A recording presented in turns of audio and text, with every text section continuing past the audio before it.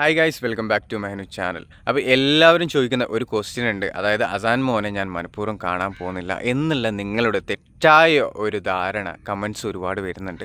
അതായത് നിങ്ങൾക്കറിയാത്ത ഒരുപാട് കഥകൾ ഇതിൻ്റെ പിന്നിലുണ്ട്. കാരണം ഞാൻ മനഃപൂർവ്വം എൻ്റെ അസാനെ മോനെ കാണാൻ പോവാത്തതല്ല.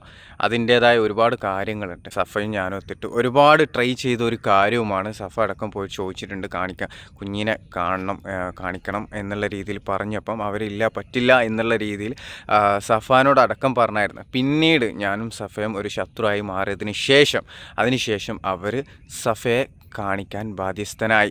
അതായത് എൻ്റെ ശത്രുക്കൾ മാത്രമേ കുട്ടീനെ കാണിക്കുള്ളൂ എന്നുള്ളൊരു നിലയിലേക്ക് അവരെത്തിപ്പെട്ടു. പിന്നീട് എന്തെന്ന് വെച്ചിട്ടുണ്ടെങ്കിൽ ഓരോ ആൾക്കാർ കാണിക്കുമ്പോൾ ചില ആൾക്കാർക്ക് മാത്രം വീഡിയോ ഇടാൻ പാടില്ല, ഫോട്ടോ ഇടാൻ, എന്തൊക്കെയോ ധാരണ അവർ കളിച്ചുകൊണ്ടിരിക്കുകയാണ്. പിന്നെ വേറൊരു കാര്യം നിങ്ങൾ പ്രത്യേകം മനസ്സിലാക്കണം. അതേപോലെ തന്നെ ഞങ്ങളെ ഇപ്പം എനിക്കും എൻ്റെ കൂട്ടുപ്രതികളാണ് ഈ പറയുന്ന എൻ്റെ എക്സ് വൈഫിൻ്റെ ഫാദറും മദറും.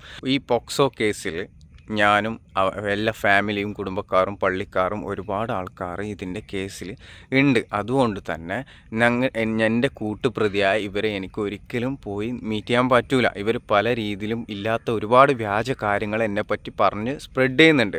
അതുകൊണ്ട് തന്നെ എനിക്ക് കുട്ടീനെ കാണാൻ ഞാൻ ഒരുപാട് പോയ സമയത്തൊക്കെ ഒരുപാട് പ്രശ്നങ്ങൾ ഉണ്ടായിട്ടുണ്ട്. നിങ്ങൾ ആദ്യം അത് മനസ്സിലാക്കണം. ഞാൻ മനഃപൂർവ്വം പോയി കാണാത്തതല്ല. പിന്നെ ഇപ്പം സഫ എന്ന് പറയുന്നത്, സഫ ഞാനും എന്താ പറയുക, നോർമലി നല്ലൊരു ഫ്രണ്ടിനെ പോലെയാണ് ഇപ്പോൾ ഉള്ളത്. നോർമലി ജസ്റ്റ് ഒരു ഫ്രണ്ട്ഷിപ്പ് പോലെ നമ്മൾ പോകുന്നത് കൊണ്ടും കുട്ടീനെ കാണിക്കാതിരിക്കാൻ അവൾ സ്ട്രിക്റ്റ് ചെയ്യുന്നില്ല, ഇതുവരെ ഇല്ല. ഇനി അങ്ങോട്ട് എങ്ങനെയാണെന്ന് എനിക്കറിയില്ല. പടച്ചോൻ അനുഗ്രഹിച്ചിട്ട് ഇതുവരെ കുട്ടീനെ എനിക്ക് കാണണം തോന്നുമ്പോൾ കാണാൻ സാധിച്ചിട്ടുണ്ട്. അതിൽ എനിക്ക് ഹൈറുണ്ട്, അൽഹംദുലില്ലാ. പിന്നെ എനിക്ക് ഏറ്റവും വലിയ സ്വപ്നമായിരുന്നു, ഏറ്റവും വലിയ ഡ്രീമായിരുന്നു എൻ്റെ 2 മക്കളെയും ഒന്നിച്ചൊന്ന് കാണാമെന്നുള്ളത്. അത് സഫ മൂലം എനിക്ക് സാധിച്ചു. അതിൽ എനിക്ക് ഒരുപാട് സന്തോഷമുണ്ട്. അത് ഞാൻ ഒരുപാട് പറഞ്ഞിട്ടുള്ളതാണ്. പിന്നെ നിങ്ങളുടെ എല്ലാവരെയും ഈ ഒരു തെറ്റിദ്ധാരണ ഒന്ന് മാറ്റാൻ, ഞാൻ മനഃപൂർവ്വം എൻ്റെ അസാൻ മോനെ കാണാൻ പോവാത്തതല്ല. ഓക്കെ. പിന്നെ പോയി കഴിഞ്ഞാലും അല്ലെങ്കിൽ എന്തായിക്കഴിഞ്ഞാലും പല രീതിയിലും പല റീസൺസ്, ഇല്ലാത്ത ഓരോ കാരണങ്ങൾ ക്രിയേറ്റ് ചെയ്ത് എൻ്റെ തലയിലേക്ക് അവർ ഇല്ലാത്ത ഒരുപാട് കാര്യങ്ങൾ പറഞ്ഞിട്ട് എൻ്റെ തലയിൽ കെട്ടിവെക്കുകയാണ്.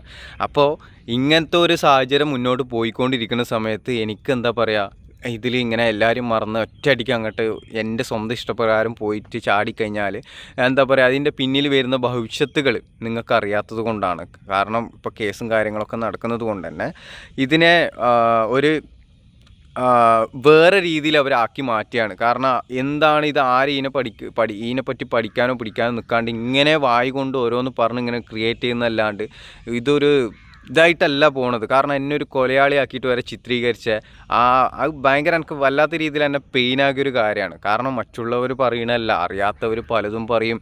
കാരണം ജനങ്ങളെ തെറ്റിദ്ധരിപ്പിച്ചവരൊക്കെ ചില സമയം അവർക്ക് സത്യാവസ്ഥ അറിയില്ല. അവർ പറയണതിൽ എനിക്കൊരു പ്രശ്നമില്ല, കാരണം അവർക്കറിയില്ല കാര്യം. പക്ഷേ ഞാൻ സ്വന്തം ഉപ്പാനുമ്മാനെ പോലെയൊക്കെ കണ്ട വ്യക്തികൾ ഇങ്ങനെ എന്നെ തെറ്റിദ്ധരിക്കുമ്പോഴും ഇങ്ങനെ ബായോട് പറയുമ്പോഴും വല്ലാത്ത വേദനയാണ്. ആ വേദന പടച്ചോൻ അത് തിരിച്ചു കൊടുക്കും, തിരിച്ചു കൊടുത്തിരിക്കും, അത് ഉറപ്പാണ്. പടച്ചോൻ അങ്ങനെ, ഞാൻ ഈ ഒരു വീഡിയോയിൽ തന്നെ പറയട്ടെ, പടച്ചോൻ ഒരിക്കലും ഇതിന് കൂട്ടു നിൽക്കില്ല.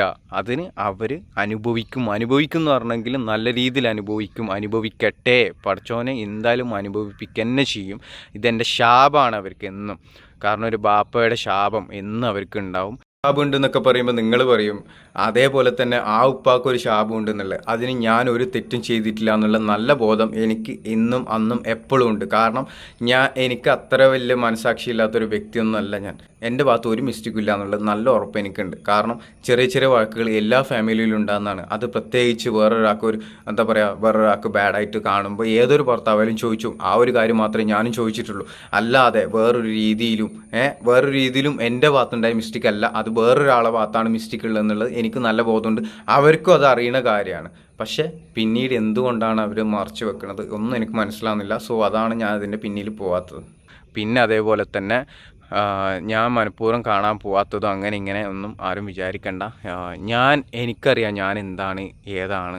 അല്ലാതെ ഒരു സ്വന്തം ഭാര്യേനെ, ഞാൻ പോറ്റുന്ന എൻ്റെ ഭാര്യ തെറ്റ് ചെയ്യുമ്പോൾ ചോദിക്കാനുള്ള അധികാരം ഇല്ല എന്നാണ് നിങ്ങൾ പറയുന്നതെങ്കിൽ അത് വല്ലാത്തൊരു കോമഡി ആയിട്ടാണ് എനിക്ക് തോന്നുന്നത്. കാരണം തെറ്റ് ചെയ്യുമ്പോൾ എപ്പോഴും ഞാൻ ചോദ്യം ചെയ്യും. നല്ല കാര്യം മാത്രം ചെയ്തു കൊടുത്താൽ പോരല്ലോ. നമ്മൾ എല്ലാ കാര്യങ്ങളും എല്ലാം പറയണ പോലെ ചെയ്യുമ്പം നമുക്ക് കിട്ടേണ്ട സ്നേഹം വേറെ കിട്ടുമെന്ന് പറയുമ്പോൾ എന്തായാലും ഒരു പെയിൻ വരും. അത് ഏതൊരു ആണിനായാലും പെണ്ണിനായാലും അങ്ങനെ തന്നെയാണ്. മനസ്സിലായോ? അപ്പം നിങ്ങൾ ജസ്റ്റ് ഒരു ഇച്ചിരിയെങ്കിലും സാഹചര്യം മനസ്സിലാക്കുക. അല്ലാതെ ഞാൻ മനഃപൂർവ്വം കാണാൻ പോകാത്ത ഒരു രീതിയിൽ നിങ്ങൾ ക്രിയേറ്റ് ചെയ്ത് മാറ്റാതിരിക്കുക. അപ്പോൾ എന്തായാലും ഇൻഷാ അള്ളാ ഈ ഒരു ക്ലാരിഫിക്കേഷൻ തരാൻ വേണ്ടിയിട്ട് മാത്രമാണ് ഞാൻ ഇപ്പോൾ വന്നത്. അപ്പോൾ ഓക്കെ, ബൈ.